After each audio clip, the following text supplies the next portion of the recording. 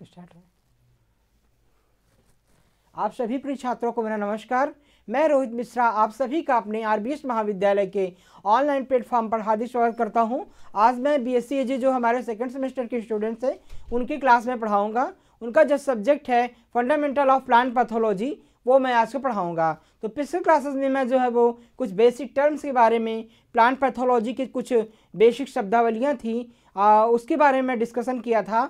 अब आज मैं जो है नेक्स्ट टॉपिक जो डिस्कस करूंगा वो है आपका objective and scopes of plant pathology, यानी आपका ऑब्जेक्टिव और स्कोप्स क्या है, आपके जो प्लांट पैथोलॉजी का क्या उद्देश्य है और इसका क्या दायरा है, क्या क्षेत्र है, इसके बारे में जो है वो डिस्कशन करूंगा। तो मैं अपनी क्लास के छात्रों स्टार्ट करता हूं कि जैसा कि आप लोग स्क्रीन पर देख रहे होंगे, objective and scopes of plant pathology यानी पादप रोग विज्ञान का जो है वो क्या क्षेत्र है और इसका क्या उद्देश्य है, ये इंपॉर्टेंट टॉपिक से मैं जो है वो डिस्कशन करूँगा। अभी जो है वो इसके पहले जो पिछले साल जो है वो ये क्वेश्चन जो है आपके एग्ज़ाम में पूछा गया था कि पादप रोग विज्ञान का क्षेत्र क्या है, यानी what is scope of plant pathology. तो अब ये जो है प्लांट पैथोलॉजी का स्कोप और ऑब्जेक्टिव अक्सर जो है वो आपके एग्ज़ाम्स में जो है वो पूछा जाता रहता है और इसमें कई इंपॉर्टेंट टर्म्स भी हैं जो आपके कंपटीशन एग्ज़ाम्स में जो है वो पूछे जाते हैं। तो कई सारे महत्वपूर्ण जो है वो टर्म्स हैं, नोट्स हैं जो आपके कंपटीशन पर्पस से भी कई सारे एग्ज़ाम्स में जो है वो पूछे जाते रहते हैं। तो बिल्कुल आप जो है वो सीरियसली आप लेंगे और अच्छे से पढ़ेंगे एक एक टॉपिक को। तो मैं आगे बताना चाहूँगा आपकी सबसे पहले मैं आपको पढ़ाऊँगा क्या इसका ऑब्जेक्टिव है, यानी प्लांट पैथोलॉजी के क्या उद्देश्य है, ऑब्जेक्टिव ऑफ प्लांट पैथोलॉजी। तो प्लांट पैथोलॉजी के काफ़ी महत्वपूर्ण जो है वो उद्देश्य हैं। पादप रोग विज्ञान के द्वारा जो है कई सारी चीज़ों के चाहे वो फसल हों, चाहे वो सब्जियां हों, फसलों में तो वैसे सब आ जाते हैं, चाहे वो अनाज वाली फसलें हों, चाहे वो सब्जी वर्गीय फसलें हों, चाहे वो आपके फल वाले पेड़ पौधे हों, सभी के रोगों के विषय में जानकारी जो है वो प्राप्त करना और उसका निदान करना जो है वो इसका प्रमुख उद्देश्य है। तो यानी पादप रोग विज्ञान का मुख्य उद्देश्य है पेड़ पौधों की, फसलों की, अनाजों की, जो भी आपकी जो है वो क्रॉप्स हैं, उन सभी के रोगों को जो है वो सही पहचान करना और उसका सही समय पर सही नियंत्रण करना इसका मुख्य उद्देश्य है। जब किसी भी जो प्लांट डिजीज़ हैं, क्रॉप डिजीज़ हैं, उसका सही से हम आइडेंटिफाई करेंगे, समय से उसकी पहचान अगर कर लेंगे और तभी हम उसका समय से सही तरीके से जो है वो निदान कर पाएंगे। ये तभी आवश्यक होगा जब हमको पादप रोग विज्ञान का ज्ञान होगा। पादप रोग विज्ञान के जो भी जो है वो रोग के पैथोजेंस हैं, पादप रोगों को फैलाने वाले जो कारक हैं, उनका सही पहचान अगर हम कर लेते हैं तो हम लोगों को जो है वो रोगों के निदान करने में, डिजीज़ के ट्रीटमेंट में जो है वो आसानी होगी। तो ये इसका जो है वो मुख्य उद्देश्य है। मतलब पेड़ पौधों का जो है रोग से क्या रिलेशनशिप्स है, पैथोजेंस का कैसे अटैक करते हैं, ये सारी अध्ययन जो है इसके मुख्य उद्देश्य के अंतर्गत आते हैं। तो और सही समय पे जो है वो सही विधियों का उपयोग करके पादप रोगों को कैसे नियंत्रित करना है, प्लांट डिजीज का सही कंट्रोल कैसे करना है, ये भी इसका प्रमुख उद्देश्य जो है वो होता है। तो सही तकनीक के माध्यम से सही समय पे अगर हम पादप रोगों को नियंत्रित कर लेते हैं तो बहुत बड़े नुकसान से जो है वो हम अपनी फसल को बचा सकते हैं। यानी किसानों को अगर सही समय पे रोग का पता चल जाए फसलों में तो किसान जो है वो काफ़ी घाटे को अपने कम कर सकता है और मुनाफे को जो है बढ़ा सकता है। और यदि रोग का सही पता नहीं लगा पाया किसान, उसका सही निदान नहीं कर सका, सही ट्रीटमेंट नहीं कर सका, तो उसके द्वारा जो है वो उसको भारी हानि जो है वो उठानी पड़ती है। बहुत सारे ऐसे रोग हैं जो भयंकर सही समय पे उनका ट्रीटमेंट नहीं किया जाता था तो भयंकर जो है वो विकराल रूप धारण कर लेते हैं और लगभग 80 से 90% जो फसल होती है वो पूरी तरह से नष्ट हो जाती है। इसलिए रोगों का सही निदान करना जो है वो पादप रोग विज्ञान, रोगों की सही पहचान करना और उनका सही निदान करना, सही ट्रीटमेंट करना और समय से ट्रीटमेंट करना जो है वो ये पादप रोग विज्ञान का जो है वो मुख्य उद्देश्य कहा जाता है। तो कुछ मैं जो है वो लिखित आपको बता दे रहा हूँ कि उत्पत्ति कारण या कारणों का अध्ययन सबसे पहले क्या है, उत्पत्ति कारणों का अध्ययन, पौधों के सजीव निर्जीव और रोगों या विकार के अन्य कारणों का अध्ययन एटियोलॉजी कहलाता है। ठीक है ना। तो सबसे पहले जो है वो रोगों के विषय में अध्ययन करना है। इनके उत्पत्ति कैसे हुई है रोगों की, इनके कौन कौन से पैथोजेंस कौन से हैं सब जो ये रोग का फैला रहे हैं, और उसका कारण क्या है, उसका निवारण क्या है।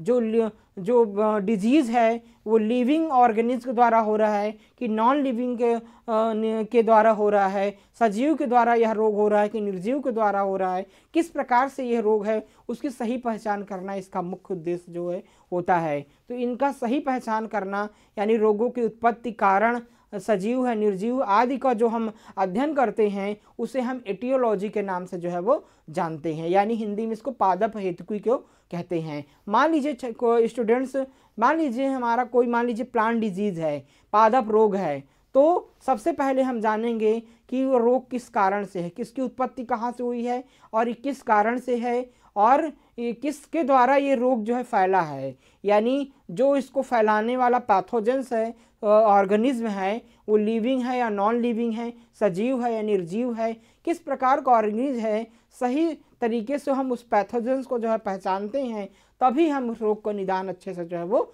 कर पाते हैं। तो इन सभी को जो है वो सही तरीके से पहचानना ही पादप रोग विज्ञान का मुख्य उद्देश्य होता है। इसका सबका अध्ययन हम किस में करते हैं, हम एटियोलॉजी में करते हैं, ठीक है ना। रोगों की सही पहचान का अध्ययन, रोगों के कारणों का सही पहचानना, लोगों की उत्पत्ति का अध्ययन करना, चाहे और रोगों के किस प्रकार का पैथोजेंस है, लिविंग है या नॉन लिविंग है, इन सभी का स्टडी हम किस में करते हैं, एटियोलॉजी के अंतर्गत जो है वो करते हैं, ठीक है। तो ये काफ़ी इंपॉर्टेंट इसका जो है वो ऑब्जेक्टिव है। दूसरा जो इसका ऑब्जेक्टिव है वो है रोग विकास के तंत्र का अध्ययन, अर्थात रोगजनक द्वारा मेजबान के संक्रमण और उपनिवेशन की प्रक्रिया। इस चरण में जटिल मेजबान यानी रोगजनक इंट्रैक्शन, रोगजनक शामिल जो है वो होती है, ठीक है ना। तो इसके अंतर्गत क्या अध्ययन करते हैं, क्या उद्देश्य होता है, दूसरा जो है वो यानी रोगों की सही पहचान करना, और जो डिजीज होती है प्लांट डिजीज और प्लांट्स का क्या इंटरेक्शन है, क्या होता है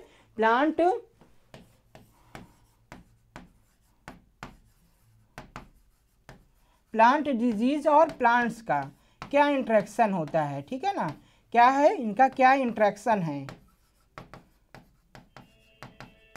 प्लांट का और प्लांट डिजीज का जो है वो क्या इंट्रैक्शन होता है, इसका भी स्टडी करना जो है वो इसके अंतर्गत आता है। यानी जब कोई पौधा किसी रोग के संक्रमण के किसी रोग के संपर्क में आता है तो प्लांट और जो है वो डिजीज के बीच क्या संक्रमण, क्या इन्फेक्शन स्टार्ट होता है, किस प्रक्रिया से स्टार्ट होता है, इन सभी का जो है वो अध्ययन करना इसका मुख्य उद्देश्य जो है वो होता है।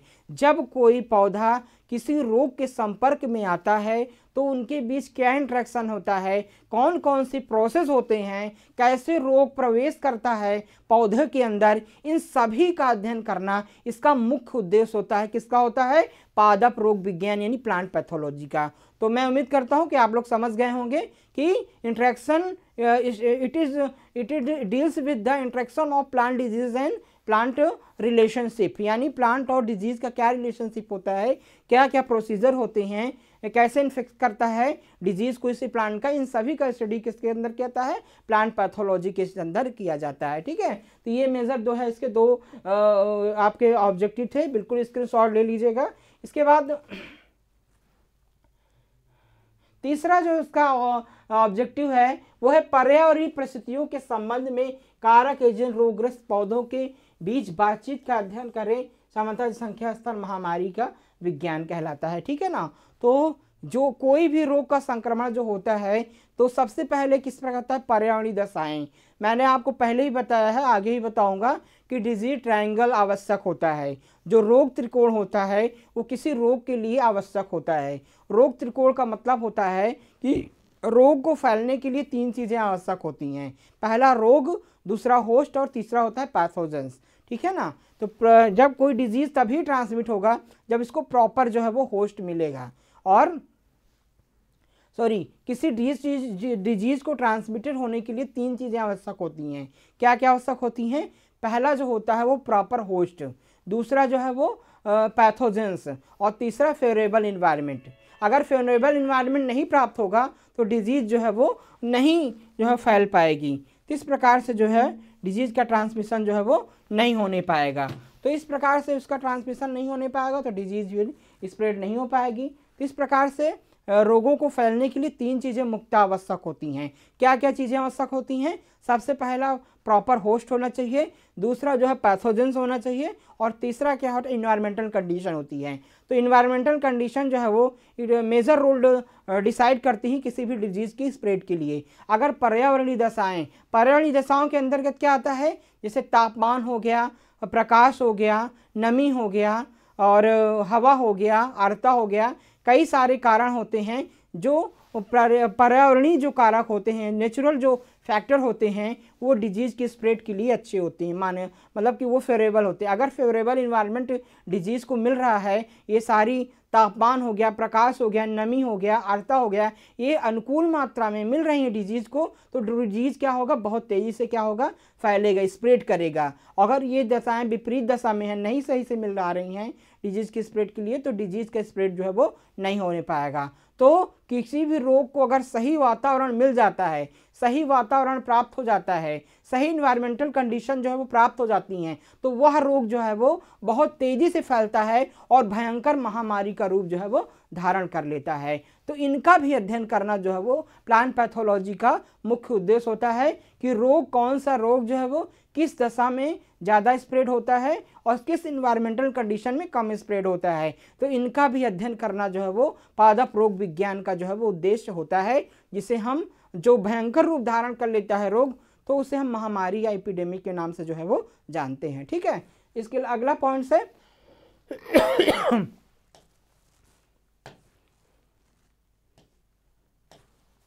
रोगों की प्रबंधन प्रणालियों का विकास और उनसे होने वाले नुकसान को कम करना। ठीक है ना, तो ये भी इसका मुख्य उद्देश्य होता है कि सही प्रबंधन प्रणाली, सही मैनेजमेंट की व्यवस्था को स्थापित करना।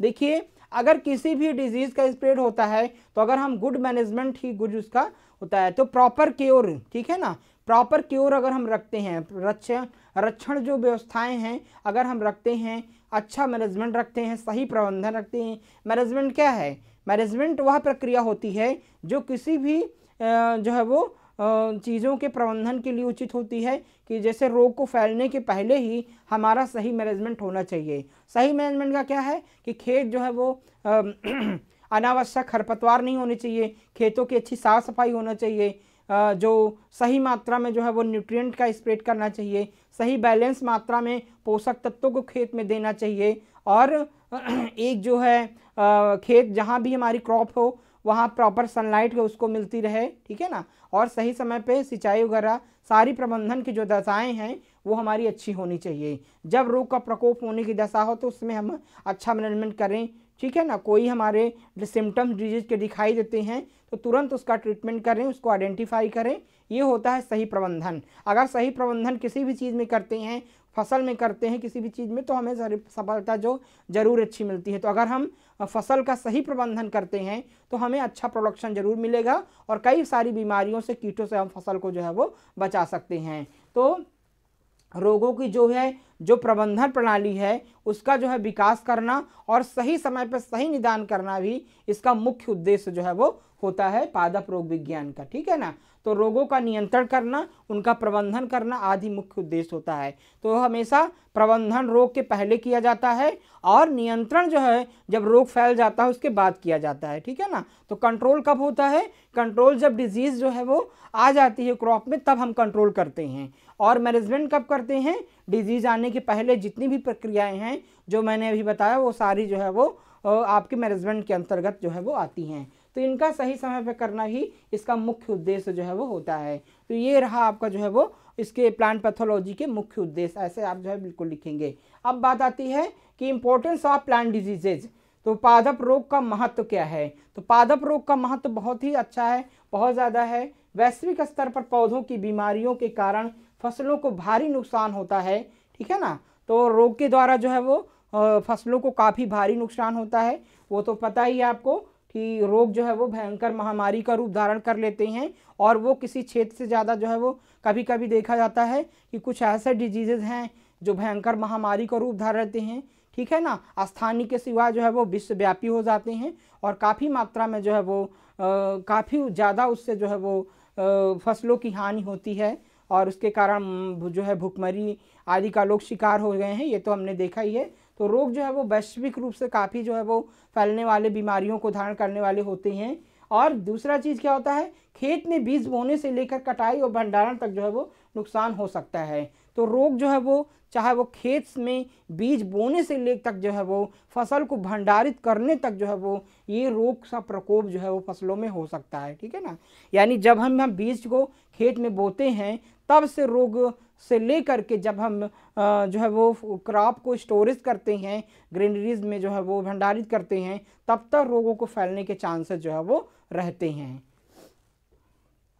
इसके बाद वैश्विक आधार पर बीमारियों, कीट पतंगों और खरपतवारों के कारण प्रतिवर्ष लगभग 34% जो है वो 34% उपज जो है नष्ट हो जाती है। ये किसने कहा है, क्रेमर 1967 ने कहा है।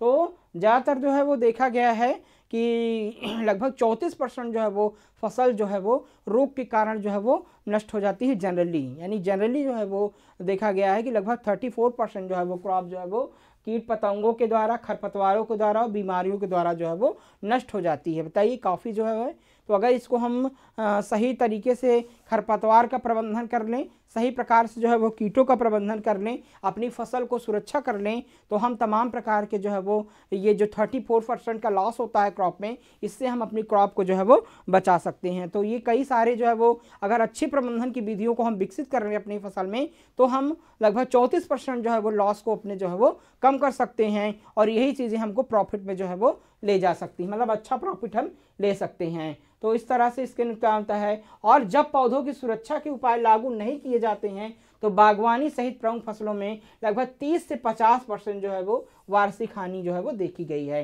तो अगर हम पौधों की सुरक्षा के उपाय लागू नहीं करते हैं, अगर क्रॉप प्रोटेक्शन की सही टेक्निक हमको नहीं लागू करते हैं, सही समय पर रोगों का प्रबंधन हम नहीं करते हैं, तो उससे काफ़ी मात्रा में लगभग जो है वो 40 से 60% तक जो है वो नुकसान जो है हो सकता है। कभी कभी 80%, 90% तक हो जाता है, लेकिन जनरली जो है वो 40 to 50% जो है वो लॉस इसके द्वारा हो जाता है। तो ये रोग के कैरेक्टर्स होते हैं, ये इसका महत्व होता है। और जैसे फाइटोप्थोरा इन्फेस्टांस जो डिजीज होती है के कारण आलू की लेट ब्लाइट लगभग 1845 ईस्वी में मुख्य भोजन आलू की फसल को नष्ट करके आईएस अकाल पैदा करने के लिए जिम्मेदार थी। तो फाइटोप्थोरा इन्फेस्टांस जो था, जो इसका पैथोजन था, फंगस था, वो लेट ब्लाइट ऑफ पोटैटो नामक डिजीज को कॉज करके आलू की फसल में काफ़ी ज़्यादा जो है वो नुकसान जो है वो हुआ था, ठीक है ना। यानी काफ़ी ज़्यादा मात्रा में आलू की फसल जो है वो नष्ट हो गई थी। ये कब हुई थी, 1845 ईस्वी में, ठीक है। आयरिश में जो है वो आयरिश में ये हुआ था, आयरिश नामक कंट्री में। तो इसके द्वारा लॉस हुआ था और सैकड़ों हजार पहले लोग भूख और बीमारी से मर गए और उत्तरी अमेरिकी महाद्वीप सहित अन्य देशों में जनसंख्या बड़े पैमाने पर प्रवास हुआ था, ठीक है ना। तो इसके कारण जो है वो काफ़ी ज़्यादा मात्रा में लोग जो है भुखमरी के शिकार हुए थे और काफ़ी जनसंख्या जो है वो दूसरे देशों में जो है वो डाइवर्ट हो गई थी। तो ये रोग की जो है होती है। तो कई सारे जो है वो रोग भयंकर महामारी का रूप धारण कर लेते थे। लगभग 1845 ईस्वी में डिजीज़ के इस लेट ब्लाइट ऑफ पोटैटो जो फाइटोप्थोरा इन्फेस्टांस है उसके पैथोजेंस का सही आइडेंटिफाई नहीं हुआ था, सही रोग के नियंत्रण की विधियां नहीं विकसित हुई थी, सही विषय इस रोग के बारे में लोगों को सही ज्ञान नहीं था, जिसके कारण जो है वो भारी मात्रा में जो है इससे भयंकर महामारी के रूप में रोग फैला और आलू की फसल पूरी तरह से नष्ट हो गई, जिससे काफ़ी जो है वो लोग जो है वो आयरिश के जो है भुखमरी का शिकार हुए और वो दूसरे देशों में जो है वो कुछ लोग जो है वो दूसरे देशों में डाइवर्ट हो गए, दूसरे देशों में जो है वो स्थापित चले गए या डाइवर्स हो गए, ट्रांसफ़र हो गए। तो इस प्रकार से ये डिजीज़ कारण काफ़ी मात्रा में नुकसान हुआ था। और 1940 ईस्वी में आयरलैंड की जनसंख्या 8 मिलियन थी। कितनी थी, 8 मिलियन थी। और जो अकाल के बाद जो है घट करके लगभग 4 मिलियन रह गई। बताइए, मतलब 4 मिलियन जो है वो जनसंख्या इसी कारण नष्ट हो गई। 1940 में आयरलैंड की जनसंख्या 8 मिलियन थी और ये धीरे धीरे घटते हुए लगभग 4 मिलियन हो गई। यानी रोग के कारण इतना ज़्यादा अकाल पड़ा कि काफ़ी जनसंख्या जो है वो डाइवर्ट हो गई या कुछ लोग जो है वो भुखमरी के शिकार हो गए, जिसके कारण जनसंख्या जो है वो 4 मिलियन जो है वो कम हो गई। तो ये रोग का महत्व था। इस अकेली बीमारी ने मनुष्य को पौधों की बीमारी को महत्व समझने के लिए मजबूर कर दिया और प्लांट पैथोलॉजी विज्ञान के प्रकाश में ला दिया। तो इस प्रकार से ये जो बीमारी भयंकर, जो तमाम प्रकार की जो है वो पेड़ पौधों की फसलों की जो बीमारियां थी, ये कई प्रकार के अकाल को कॉज की और धीरे धीरे जो है वो लोगों को जागरूक किया कि हाँ पादप रोग होते हैं, पादप रोगों के द्वारा नुकसान होता है। और वहीं से किसका जन्म होता है? प्लांट पैथोलॉजी यानी पादप रोग विज्ञान का जो है वो जन्म होता है। तो वो साइंटिस्ट को, पढ़े लिखे लोगों को मजबूर कर दिया कि रोगों के विषय में सही पहचान की जाए और सही इनका निदान किया जाए, नहीं तो आने वाले समय में बहुत समस्या हो जाएगी और लोग जो है वो भोजन के अकाल के कारण जो है उनकी मृत्यु हो जाएगी। तो इसलिए जो है वो एक प्लांट पैथोलॉजी का भी विकास हुआ और लोग जाने और इसके बारे में समझने का प्रयास जो है वो वैज्ञानिकों द्वारा निरंतर किया गया। और खोज अभियान के तहत कई प्रकार के रोगों के नियंत्रण के उपाय जो है वो खोजे गए वैज्ञानिकों के द्वारा। तो ये होता है रोगों का जो है वो महत्व। अदर फेमिन्स भी आए थे, अन्य अकाल भी पड़े थे, जैसे कई देशों में समय समय पर गेहूं के रतुआ, जैसे रस्ट डिजीज, ठीक है ना, गेहूं के रस्ट डिजीज महामारी फैलती रही। गेहूं के जंग के किसानों को अपनी फसल को पैटर्न बदलने के लिए मजबूर कर दिया और गेहूं की मक्का या मक्का राई ले ली थी, ठीक है। तो इसमें क्या हुआ कि गेहूं में जो है वो जो रस्ट डिजीज फैलता है, ये भी काफ़ी मात्रा में जो है वो नुकसान फैलाने लगा, जो है वो कई देशों में भयंकर महामारी के रूप में फैलने लगा, जिससे वहाँ के लोग जो है वो गेहूं की फसल ना लेकर के वो जो है वो आपकी सरसों की फसल लेना शुरू कर दिए। इसमें रस्ट डिजीज का प्रकोप बहुत ज़्यादा जो है वो होता है। कुछ और फेमिन्स आए थे 1843 में बंगाल में भी अकाल के लिए। हैम्फियन थोरा और रजाई के कारण चावल का भूरा धब्बा, इससे कई लोगों ने बंगाल विभाजन के कारणों में से एक मानते हैं। तो लगभग 1943 में बंगाल में जो है वो जो बंगाल का जो है वो बंगाल में जो राइस का जो है वो ब्राउन स्पॉट डिजीज़ होता है, वो काफ़ी भयंकर रूप में जो है फैला और चावल के काफ़ी जो है उससे नुकसान हुआ, जिसमें जो बंगाल विभाजन का एक कारण जो है वो इस रोग को भी जो है वो माना जाता है। इसी तरह हेमेलिया विट्राइकिस जो है वो काफ़ी में जो है वो काफ़ी का जो जंग रोग था, वो भी 1867 ईस्वी में श्रीलंका में काफ़ी के पौधों को काटने के लिए मजबूर होना पड़ा। यानी जो है काफ़ी का जो जंग रोग था वो 1867 ईस्वी में श्रीलंका में काफ़ी भयंकर महामारी के रूप में जो है वो फैला, जिससे काफ़ी किसान जो है वो वहाँ की काफ़ी की फसल को काट करके जो है वो फेंक दिए और काफ़ी नुकसान किसानों को जो है वो उठाना पड़ा। इसी तरीके से और भी कई अंगूर में कई प्रकार के रोग जो है वो लगभग उससे जो अंसुलिया निकेटर के द्वारा, फंजाई के द्वारा जो होता है, उससे जो है वो लगभग 80% जो है वो काफ़ी की फसल जो है वो अंगूर की जो है वो फसल जो है वो नष्ट हो गई थी। इसी प्रकार से 1878 ईस्वी में प्लास्मोस्पोरा विटिकोला के कारण होने वाली डाउनी फफूंदी के कारण वोडो मिक्सचर जो है वो खोज हुई थी। 1878 ईस्वी में एक डाउनी मिल्ड्यू और प्राउडी मिल्ड्यू डिजीज़ होता है, उसके कारण काफ़ी ज़्यादा जो है वो नुकसान हुआ था, जिसके कारण जो है वो बोडो मिक्सचर नामक जो है वो जो फंजीसाइड है उसकी जो है वो खोज जो है वो की गई थी। तो इस प्रकार से समय समय पर कई सारे रोग जो है वो भयंकर महामारी के रूप में भयंकर जो है वो फैल करके काफ़ी फसलों को जो है वो नुकसान जो है वो पहुँचाए थे। तो इस प्रकार से जो है वो किसानों साइंटिस्ट को मजबूर कर दिया जो है वो इन रोगों ने कि प्लांट पैथोलॉजी के जो है वो स्टडी किया जाए। इसके बाद बात करता हूँ स्कोप ऑफ प्लांट पैथोलॉजी।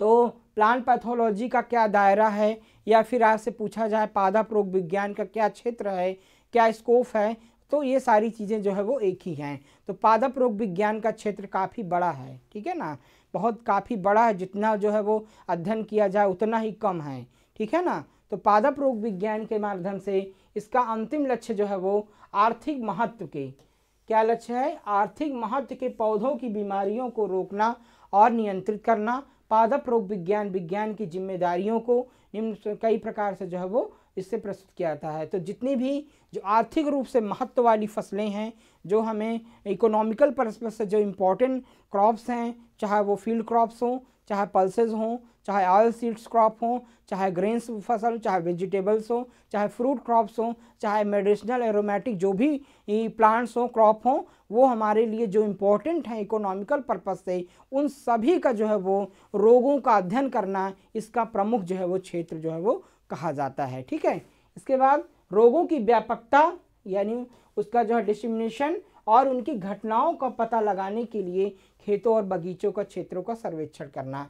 यानी कोई भी डिजीज़ जो है वो जब स्प्रेड होती है तो उसकी क्या व्यापकता है, उसका क्षेत्र क्या है, कहाँ पर ये डिजीज़ जो है स्प्रेड हुई है, उन सभी का कायदे से जो है वो सर्वेक्षण करना। बगीचों में, हॉर्टिकल्चरल क्रॉप्स में, फील्ड क्रॉप्स में जहाँ पर वो डिजीज़ जो है वो पाई जाती है तो उसका समय समय पर सर्वेक्षण करना और इसकी पहचान करना जो है वो इसका मुख्य क्षेत्र जो है वो कहा जाता है। इसके बाद आर्थिक महत्व की नई बीमारियों यदि कोई हो उनकी पहचान और घटना की सीमा सहित रिकॉर्ड करना। ठीक है ना, यानी जो इकोनॉमिकल पर्पस से जो है वो कोई डिजीज़ जो है वो होती है तो उन सभी आर्थिक क्षेत्रों से जो संबंधित रोग होते हैं उनका सही आकलन करना, उनका सही रिकॉर्ड करना, उनकी सही पहचान करना भी इसका जो है वो मुख्य उद्देश्य जो है वो होता है।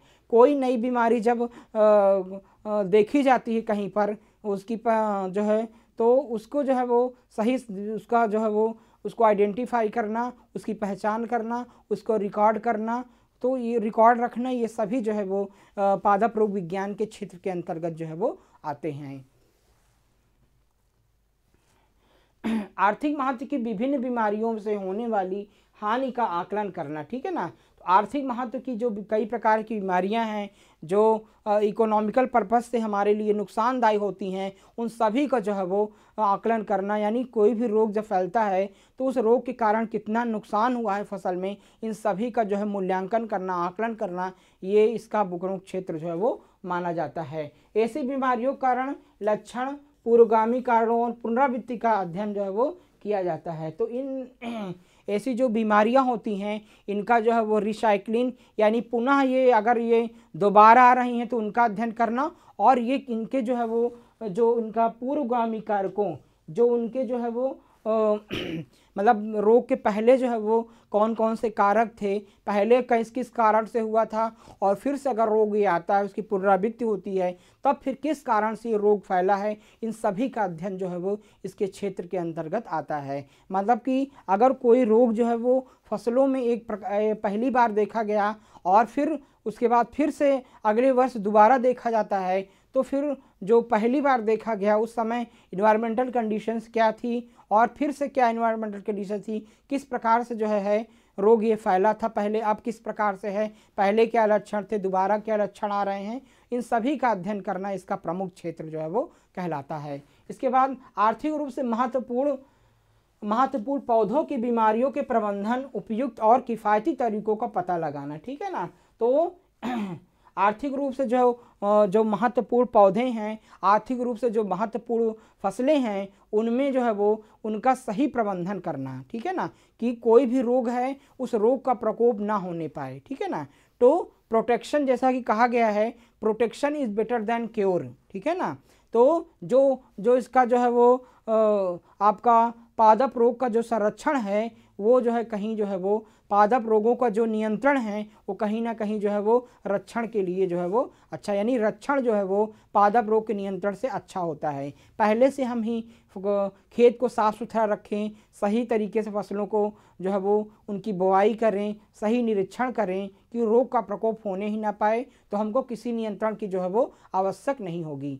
तो पहले से ही हम अपनी फसल की क्योर रखें तो जो है वो इसका मुख्य क्षेत्र ये है कि पहले ही फसल में सही प्रबंधन करना, जो आर्थिक रूप से महत्वकारी जो फसलें हैं उनका सही रूप से प्रबंधन करना कि उसमें रोगों का प्रकोप जो है होने ही ना पाए, ये भी इसका मुख्य दायरा जो है वो होता है। ठीक है ना, और जो बीमारियों के प्रबंधन के लिए उपयुक्त और किफ़ायती तरीकों का पता लगाना। ठीक है, अगर बीमारियां फसल में हो जाती हैं तो सरल तरीके का पता लगाना जो किफ़ायती हो, जो आसान हो, जिसमें लागत कम लगे, जिससे किसान का खर्चा कम आए, सही तरीके से रोग का जो है वो प्रबंधन कैसे किया जा सकता है समय से, इसका भी अध्ययन करना प्लांट पैथोलॉजी का मुख्य क्षेत्र जो है वो कहा जाता है। इसके बाद रोग प्रतिरोधी किस्मों के प्रजनन में सहायता करना। ठीक है ना, तो जो तमाम प्रकार की रोग रोधी प्रजातियां हैं, जो रोग प्लांट रेजिस्टेंस जो वैरायटीज़ हैं उनको कैसे डेवलप करना, उनके अंदर रेजिस्टेंस कैपेसिटी डेवलप करना डिजीज़ के प्रति, ये भी इसका प्रमुख उद्देश्य जो है वो होता है। और रोग प्रतिरोधी किस्मों को निरंतर जो है वो प्लांट ब्रीडिंग के माध्यम से नई नई प्रजातियों खोजना, रोग रोधी प्रजातियों का खोजना भी इसका मुख्य उद्देश्य जो है वो, मुख्य दायरा जो है वो होता है। इसके बाद बेहतर फसल उत्पादन के लिए रोग विज्ञानियों और किसानों के बीच अंतर को पाटने के विस्तार कार्यकर्ताओं को विशेषज्ञों को प्रशिक्षित करना। ठीक है ना, एक ये महत्वपूर्ण दायरा है कि जो पादप रोग विज्ञानी हैं, प्लांट पैथोलॉजिस्ट हैं और जो फार्मर्स हैं, किसान हैं, उनके बीच जो एक गैपिंग है, मतलब एक जो दूरियां हैं उसको कम करना, यानी रोग विज्ञानियों और किसानों को आमने सामने जो है वो रखना कि रोग वैज्ञानिक जो है वो किसानों से डायरेक्ट संपर्क कर सकें या किसान जो है रोग विज्ञानियों से डायरेक्ट संपर्क कर सके और किसान अपनी समस्याओं को सरल तरीके से जो है पूछ सके।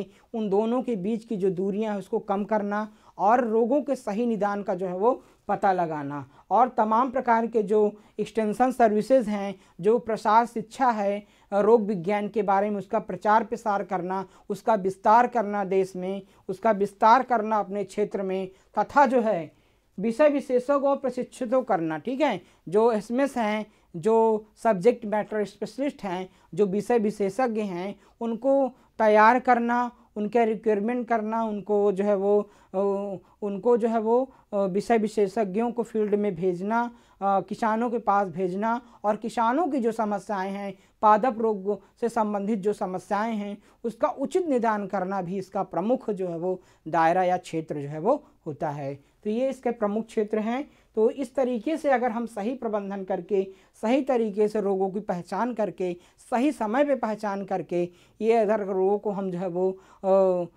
नियंत्रित कर लेते हैं तो फिर हम अपनी फसल को जो है वो अच्छा बना सकते हैं और फसलों को जो है वो, जो फसलों का ये 40 से 50%, 80% तक जो नुकसान है उसको बचा सकते हैं और किसानों की जो आय है उसको दुगनी जो है वो कर सकते हैं। तो अगर रोगों की सही पहचान कर ली जाए, समय से पहचान की ली जाए और सही निदान कर लिया जाए तो हम अपनी फसल को काफ़ी मात्रा में नुकसान होने से जो है वो बचा सकते हैं और अच्छा मुनाफा जो है वो कमा सकते हैं। तो इस प्रकार से जो है वो ये इम्पोर्टेंट टर्म्स थे जो अक्सर आपके एग्जाम में पूछे जाते हैं, वो मैंने आपसे जो है वो डिस्कशन किया। अगर कोई समस्या होती है आपकी जो है वो, तो आप बिल्कुल निसंकोच हमसे जो है वो पूछ सकते हैं। तो आज की क्लास में छात्रों बस इतना ही। नेक्स्ट क्लास में हम नए टॉपिक के साथ आपसे फिर मिलेंगे। आप सभी का बहुत बहुत धन्यवाद।